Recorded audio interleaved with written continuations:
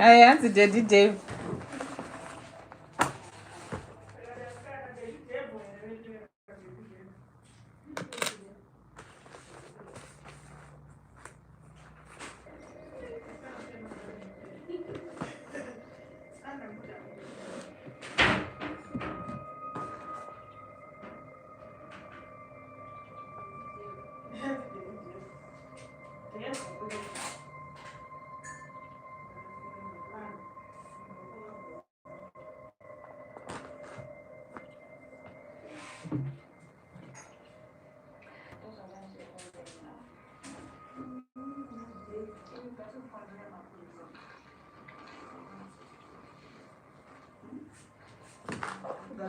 Rose.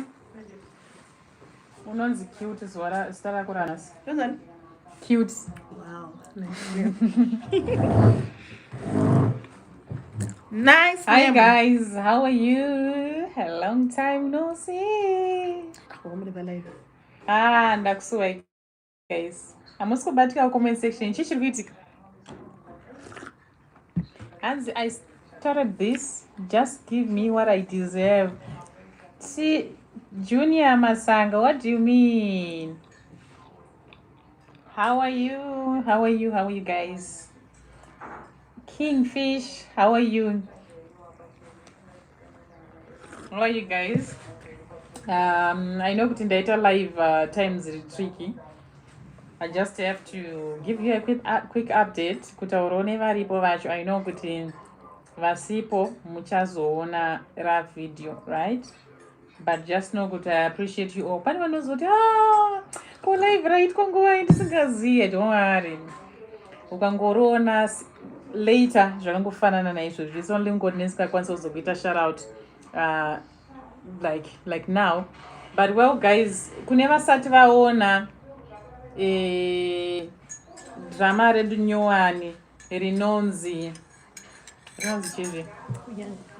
kunyangirana. Go and check it out.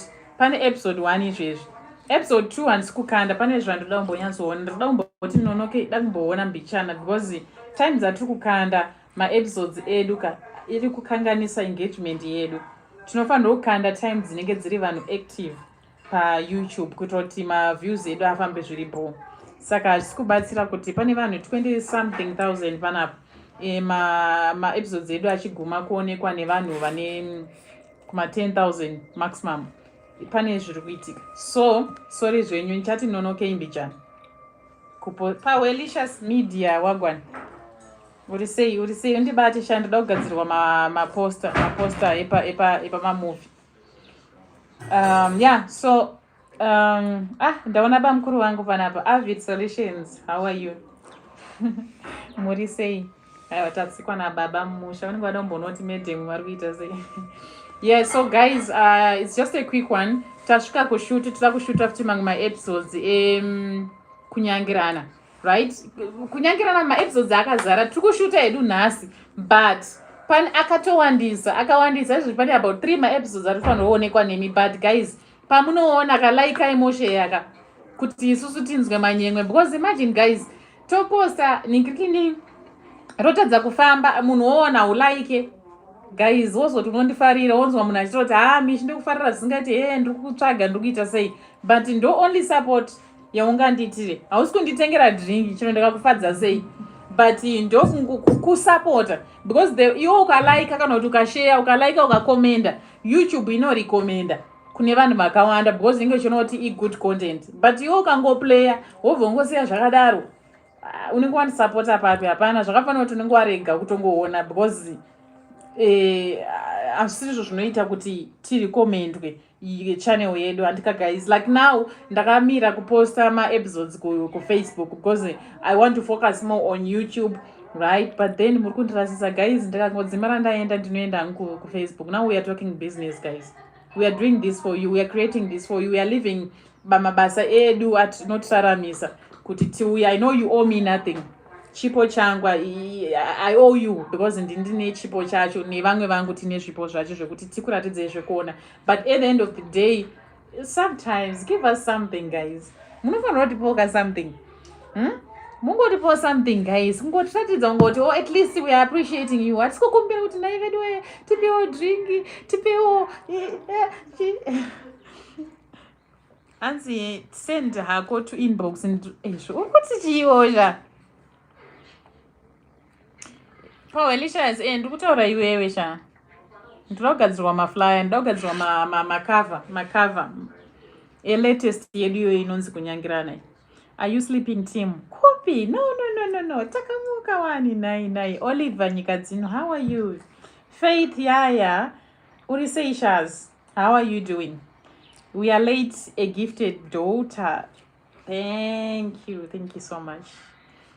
Love your content, guys. Crowded Love was... Oh, thank you. Crowded Love was fire. Thank you. But I'm not happy with my views. Itai zvamakamboita paningrini paukama yakabve takapinda 40,000 views. Yeah, now papa tinga takutaura right. Panapa tiri kuitira vanhu vari kutida. Guys, mukatipinza ipapo pamakatipinza ipapo ka. You find kuti aiwa. Munoona tinokanda episode every day. Zvichemo zvenyita ichizviona kuti muda mubva mauya mumhorese vanhu guys. Ndaona kuti ndikakuisai pamhepo chidya muzofarire. So guys, macomments enyita ichimaona muchitaura kuti please tombera kuti muposte episode every day. Tinokwanisa kuzviita but kana maviews akakwira because tikaisa episode every day maviews akadzika. Come on guys, chichati-motivate ndechipi guys? Chinoti-motivate ndechipi? Unoona but aukomente. Saka unongotsvagei panapa because panapa pacho kuti tizive kuti uripo, tizive kuti pana Oliver Nyikadzino handiti anenge akomenta. Uri kupaona kuti tizive kuti panapa panani panenge patori natauya akomenta kuti aiwa Crowded Love yakaipa. Iyo imotivation because tokonongoacta totoshauri saka vanhu vari kuti saka vanhu vafara here. Saka criticism techitoida futi kuti guys improve pakati right. Remember back then pane paukama makatoti guys quality ball but pasound handiti. So we are trying to improve. So pamunotiudza zvinhu zvamusiri kufarira ka tinotopa improve because tikuitira imini. You understand? And we grow nekuti mimi muchitiudza zvinhu zvokuti tifanira kuchinja tisingasimpisani pachero, you know. Saka also pane pamwe pekuti sound inogona kudhakwa nenyaya yekuti ndoshanda nevanhu vakasiyana guys. Unogona kutobhadhira munhu kuti auye kuzotora basa renyu. Nderenyu kabasa risi redu. Risi redu because chedu kungoita totoedita totokandira imimi. Yeah. So ndinogona kubhadhira munhu handitika munhu otondichaja paipe kuti handikuda mari yakati kuti ndikushutei muvhu renyu. Obva uya pasetika otanga kutora kamera yakabhenda.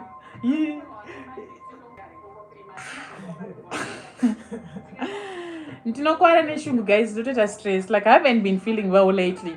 Nyenye ma stresses iwayaya. Ava vanokuwitnessera some of the stresses yandinosangana nawo.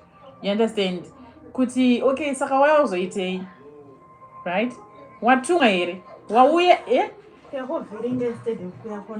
kuya kuzonakisa. You understand? Guys, takatanga from way back tichitora nephone. Now takutora nemacamera. Right? So right now, you know, anchataura zvakawanda because pane vamwe vanhu futi vanenge vasiriwo futi vanenge varipo vanozotapa, but I'm just saying takatanga achitora necamera nephone. Uye achitombobata phone. Tinombozobata phone.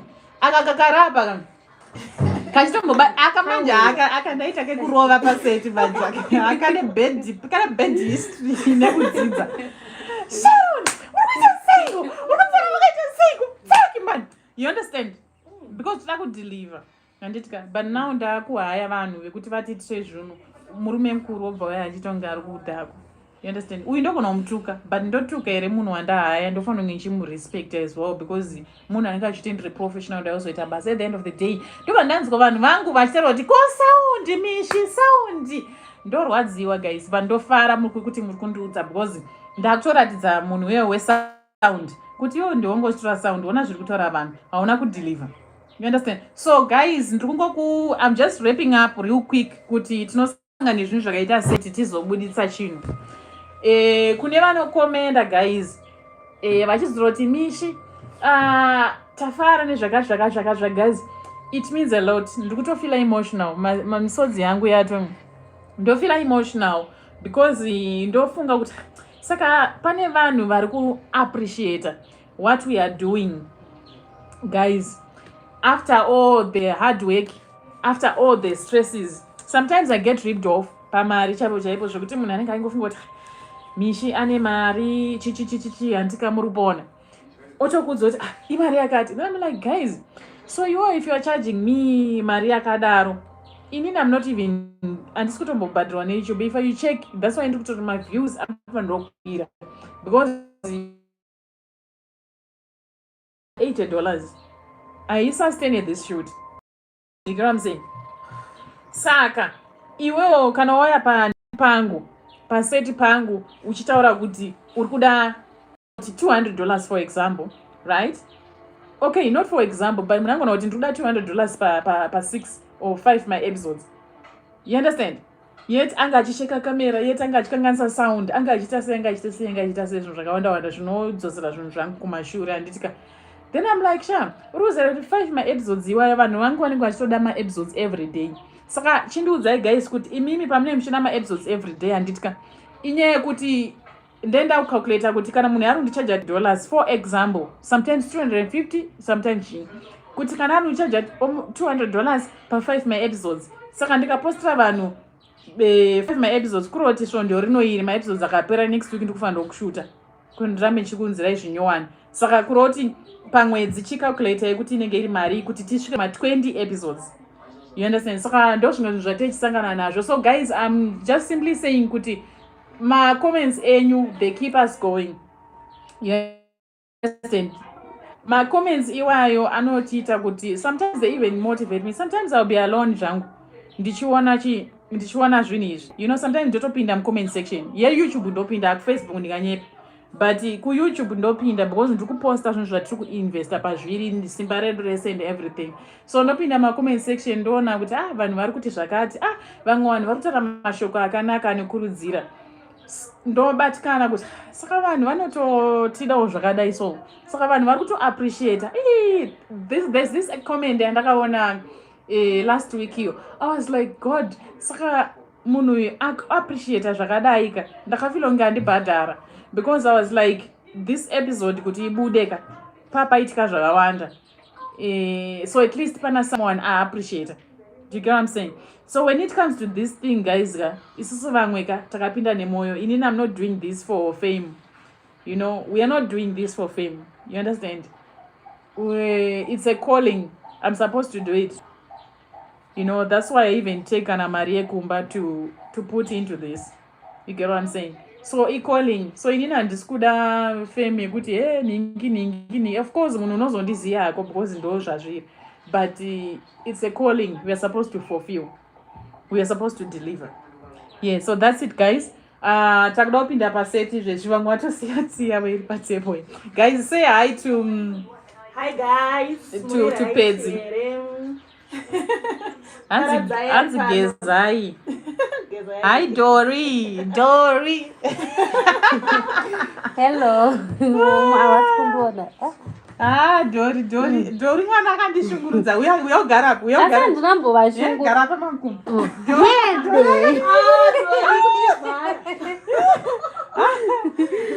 Asi ndakavabatsira pavakafa apa ipai. Vakafa mumongo. Makabatsirwa makafa.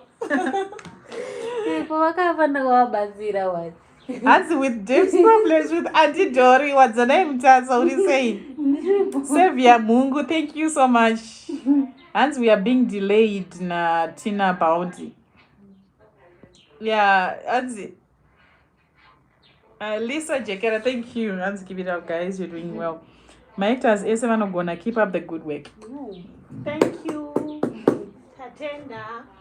Yeah, okay, guys. So, catch you later. Isabel Msarurwa, how are you doing? Takwenda, guys. Takufanira kutanga. Ipapa vanhu vanonoka kuya 11 image game chacho. Yeah? 11 vamwe vanhu vasati vaya paseti yekuti vanofanira kusvika na 9. But hanzi Dave akandirwadzisa kusvika pekomusidzi. Sorry. Hey, it's died though. Dave amana Dave akatirwadzisa. Tikuchema Tichatomboita live Dave kuma time Dave hapo. Because ndikuzo takarwadzisa vanhu singaite.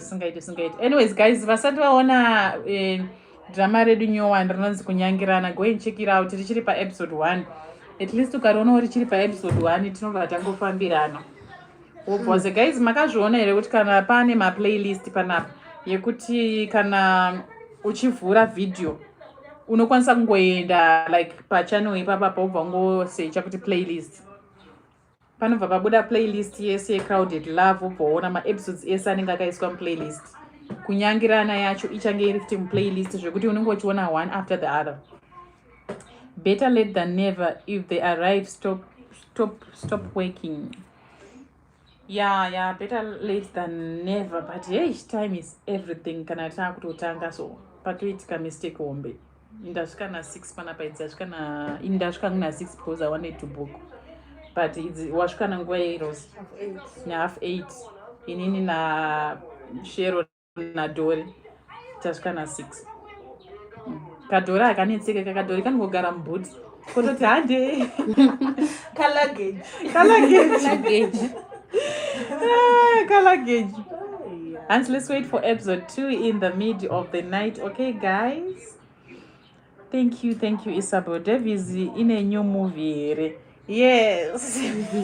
Guys, Dev is dying. So Dev vakatisiya. Ndatora screenshot ndizomuratidza kuti vanhu vari kumubvunza. Anzi please uncle, munoti apinde mumovie nyowani here Dev guys. Opinde here kana kuti achiri akakurwadzisai muchiri kumbomuchema.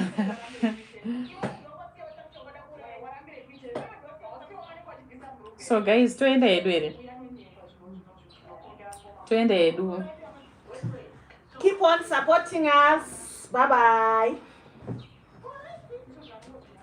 Munoti ine idzi dzaida kunditorera murume wangu naimi.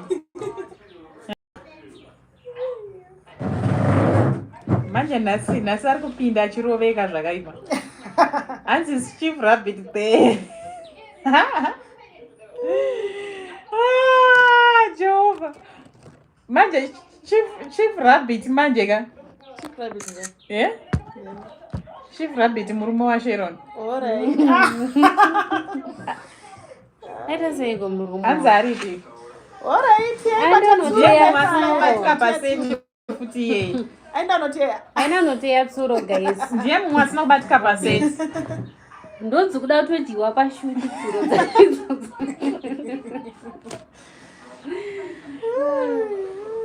Mamunzwe here mukadzi wake. Hanzi dead. Vangaona kuti love yangu na Dave yange yavapengesa vakati rega timbotedzerawo.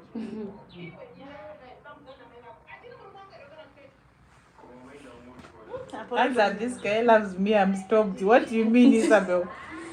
Hanzi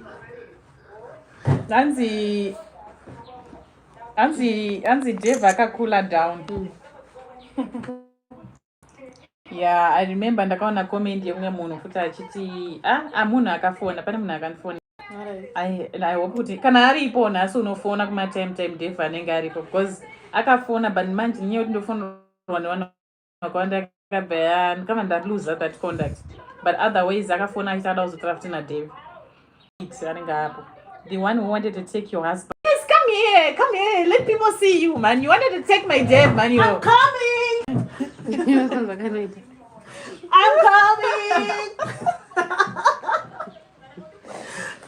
wanted to take my Dave. Better Dave akafa muramba. Dave akabaramba karambisisa. Kutora chowadi ndakarwadziwa Devika. Aisa pano banyenya kundiramba udaro unoziya pangu ndinofana ngobvume wawo so. Manje Dave akati no. Akandi disappoint. Dory is adorable. Really. Aba obvanya sorova ningitini zvinoendera nestora. So guys, ishirikatienda satadya. Ini nasandadya vamwe vapedza kudya. Hanzi moms and one angu ndeyangu. Aizve mataura kana ndachitoti ndiyo usati wapedza kudya. Ndaje. Alright, pane pachengu.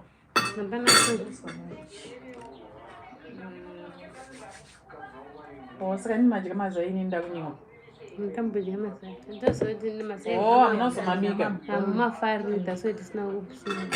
Ore ndizorero wako. Just ingosatu. Ndromangu mpinde chino ndanyanyonzwa nzara saka. Anzi moms iwe tauya wanyora wati moms and uncle and one uncle. Urikuro uncle kuna kule na sekuru. Uncle Mchembere akodoma. As that's why you liked him. Lisa Jekera uri say. Uyu mwana uyu akanditambudza. Uyu. Akasvika zvine murume wangu aichitomunda kopa bed makapaona here guys. Fight yepa bed makaiona here guys. Ngoti yakaita kakukatwa edutainment zvakazoitawo futi nesini iyoyo futi. Pakaitwa fight yake isingaite imimi.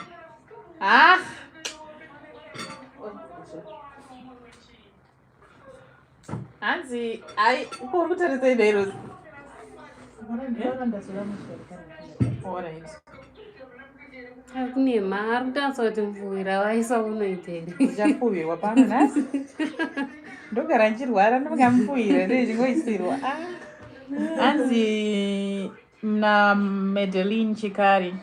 Yes, Misho, you guys are amazing. Keep it up. Thank you, Madeline. Thank you so much. Have you watched Kunyangirana? Ndonyowani yedu iripo. Kunyangirana. Have you watched it yet?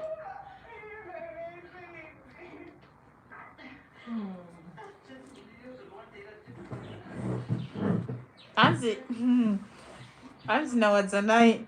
Now Nefri and go Anzi goes Dave if you make fun of him. You could see wadzanai nyora foot things will comment yako. Where are the doctors? Crowded loud.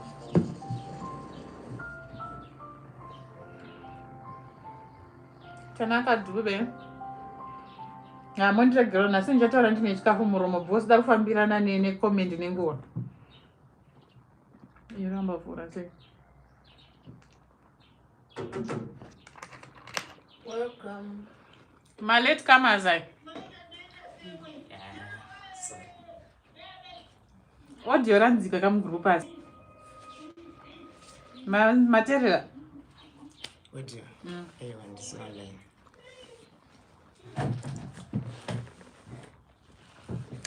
Mama ona kama late comers. Yeah, ndio wanu wakatimisa panapa iwawa. Pepe pamene mchiti kandai ma episodes every day. Tinokanda sei kana vanhu vachiuya na 12 kushoot. Tinoacta ma episodes mangana. Episode 1, do you know what guys? Inotitorera about hours kuti ti perfect ibude mushi. Saka otherwise zvise. Nana sanzi kutambira vanhu zvakanaka. Muraicho. Ndiraita marisa. Makadini. Mushe makadizve. Musona ana dikita racho kurazita unotomomira zvana. Wabva kure? Sindakubva kwachivi mufunge ndatosvika kwachivi akasipana. Kwachivi? Kwachivi chaiko. Nanzi message munyori chimera zviri sei nyora kuti comment yako yavharwa. Grandpa and mom doubled. Pana grandpa na moms. Aba moms vacho vakati vanenge vachizvinzwa vati sekuru vangu futi. Vese vanozvinzwisisa. Vese vane nyaya. Komuzukuru aibvunza kuti what's happening? Is he dead? Nakaka actor wapi. Pane munhu angachema achiti mishi tambono mwana wako paepisode. But mana munombokomenda inda muchidaro ini. Mwana wangu akabuda paepisode ani kwe? Episode Episode 12.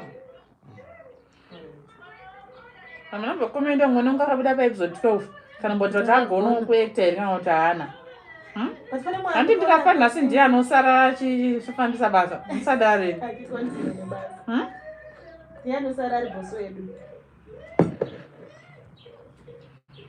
naiwe small madam vanobokomenda small madam munhu anga requesta ndiye akangokomenda because akabudikira nemistake pane imwe episode ndakangona zita rake musikana yemu bva munhu ungasvanzi ngaambobuda tamupinza ziva ndikanambomukomenda nafanira kuti small madam vapinda kuti zvinakidza kakauya kachiti support kachiti what's happening did she poison him handiti aifamba nescript musadaro mana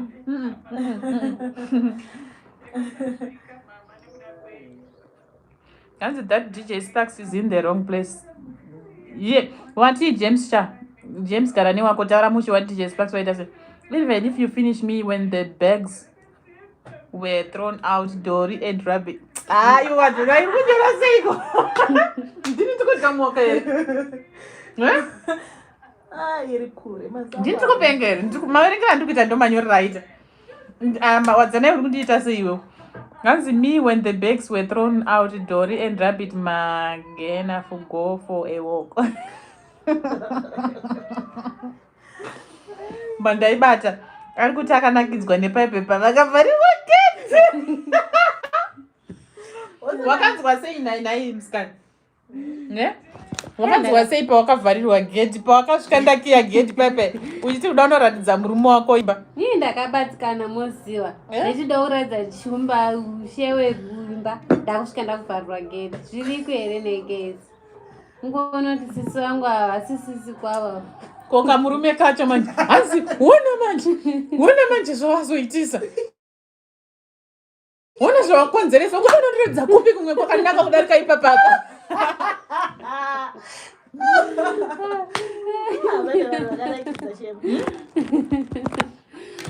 shuwa makuvharira murume wangu asi Dori abhataridzisa kamera kuno because Dori anonyara manje kana mukasitadza kutaimira. vandonyara asi pakusa kamera ndinari ndikati naimi shoko dzese dzikuda ngopinda mba medu chete wona manje ndikajini ndikati wona manje soko kwakanaka kudarika apa kwaungodaradza nekuona chabharirwa manje unakaramba nekudzokeresa mhino zako apa ndindakudza mhino zvangu sekunodzitoke ndiwangori wega hanzi misho can you please give me your hammers imi asi YouTube yangu ikunyora ichikanganisa macomments evanhu oh kababy kako kaya we didn't know that your child chero aiwa mana chero musazoti mwana wangu but kungo appreciate all young talent apari mwana mudiki hanzi where are the chiefs chief avaudza vanikovari chief vane nyaya havapo paseti naso ndavaudza kuti ndinoteya tsuro hanzi varegera kuya kushuti because vaenda unoteya tsuro ndo pamunozoona ndisisina vanhu right ndofanira kubva ndataura ipapo because ndimi semi vanhu vanotanga kuti koningaripi ndo pandinozosiyana nevanhu ipapo apa munhu akatadza kubatika ka2 paseti atone red flag Madam vanokuisa kubench. Vanokuisa kubench uya ngambori kubench akadzoka ari fresh. Kana paacting akadzoka atori serious akatsamwa. Makambondonaka guys. So chikwa nerwadziwa ndiri kumba. Like ndikaona vari pa live ndona vachi mana ndofana kunge ndiripo. Apupura mazvona. But ndakazodzoka. Madam akazodziwisisa. Ndakazochema. Ndaidzona mucomment section ndakaita live. Ndakati naimi akazogara pabenji kaakatemba wakagara for mamanza ndiri makandigarisa guys gorese aboti gore rese last year ndakangoacta January chat maybe January February ndakuzoacta futhi ndazoacta this year because chiro nchikuda sei but ndikanongori kudzosera zvinhu inini boss andigari pabenji ndemukadzwaka akagara pabenji mira wangu anongoya sweet but anogara asingapinde chakakosha chechi ndauya usina kubuda atinaina totozoti waboga zokudena vanhu kanoonderwa kusvika ndatsamwa yeah, because munhu akatadza kubatika handisi kuti uyo aramba kuuya, but I'm just saying kuti kazhinji kana mukazona munhu atadza kubuda pane zvine zvaanenge aita zvinotadzisa basa kuenda kumberi. Handiti munhu akatadza kuuya pakaseti ka2 anombomira. Kune vamwe vanoita zvinhu zvekuti vanobva vatomira zvachose chose, yaiva vanenge vanyatsovhura hombe vanoita zvinhu zvekuti vamire zvachose. Anenge amira zvachose pane anenge asiri loyal, pane zvaanenge andivhurira zvihombe, saka anobva amira kana kuti avhurira umwe uyu kana kuti umwe uyu, because mutemo uripo ndewekuti kana tiri pane apa hapana munhu anofanira kubhula uyu, hapana munhu anofanira kubhula uyu, munhu wese ngaadanane, because edutainment tinodzidzisa kudanana, tinodzidzisana kurarama zvakanaka. Saka isusu sekuru yedu maactors akatanga kubatana zvisiri izvo, kana kuti munhu akatanga kutanga vanorepana, kana munhu akatanga kutanga vanoshorana, kana kuita sei tovadati ndodonzvore, because donzvore kutanga ndere rudo runyarara, tsitsi rudo runyarara. Kana kumasoro vanokaimba tsitsi runyararo yeye, tsitsi runyararo uyeye, tsitsi runyararo uyeye. Handiti saka ndodonzvere diro chiropakai munhu akaremara sei, as long as team edutainment anofanira kufarirwa nemunhu wese. Kana iwe usingatomufarirewo ndoti utori parong place.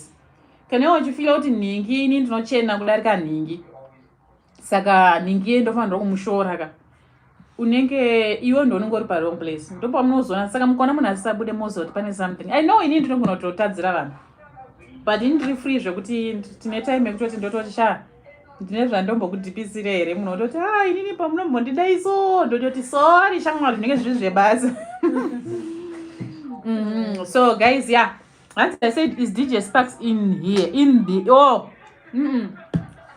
DJ Sparks avapo. DJ Sparks vakanditsamwira, hanzi handidi kuwiranawo zvakanaka, saka vakanditsamwira avapo panapa.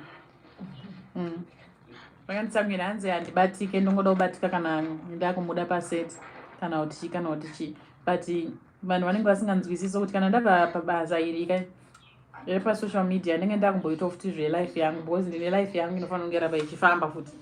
Saka manje DJ Sparks vanga vachiti michigara wachibatika muri kuona, vakandifondera ndikatadzodera foni wobva watoti wandibuka, unobva watodzinga audio ndikasatodera foni yavo ka last week ndandiri busy handi ndakamba missed call chingoti gejge audio ichitopinda chitoti iwewe ka chema zingamboiti.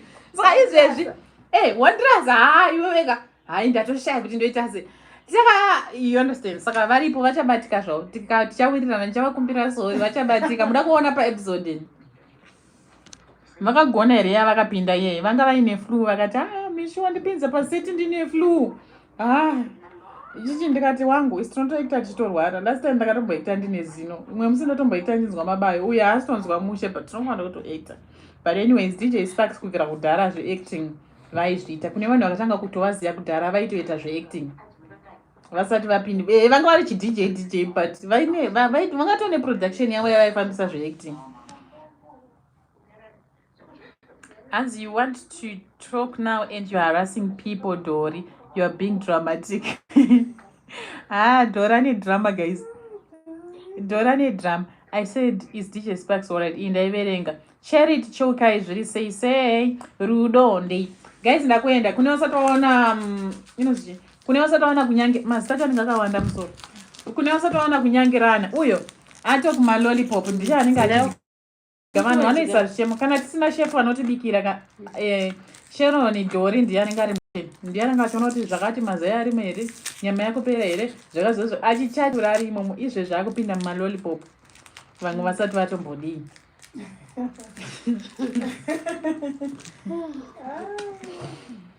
So ndakangana ndaida kuti chi, but ndanchiti kune vasati vaona kunyangirana, guys, go and check it out, guys, go and check it out. Comment, like, tiudze kuti uri kufunga chii, kana chibowa taura kana chinakisaka wobva watipaka maruva edu, munozoti rest in peace.